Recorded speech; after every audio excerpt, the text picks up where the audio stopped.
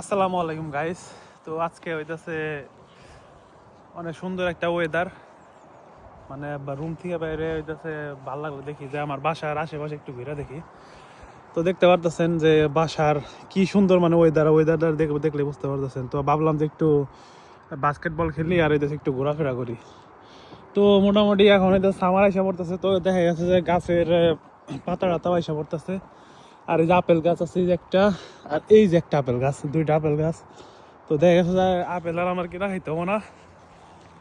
তো দেখি যে এই যে ছোটবেলায় কার্টুনে টম এন্ড জেরিতে সব কিছু দেখতাম এই ঘরগুলো, তো আমি এখন এই ঘরে উঠতে যাইতেছি, দেখি কি হয়। নিচ দেওয়া দেখেন কত সুন্দর সুন্দর ফুল উঠছে ভাই, অনেক পুরাতন এটা আর কি, ভাইঙ্গা না বললে হয় আর কি। ওইটা আবার কি রে? আয় এটা কি পেঁপে নাকি? তো ওইটা নেই। আরে এটা তো দেখতেছি পেঁপে না, পেঁপে হইতেছে কার্টুন। তো দেখেন কি সুন্দর লাগতেছে, মনে হইতেছে যে গাছের উপর বইটা ভিডিও করতেছি। ওরে ওটা কি কাঠবিড়ালি না মনে হইতেছে?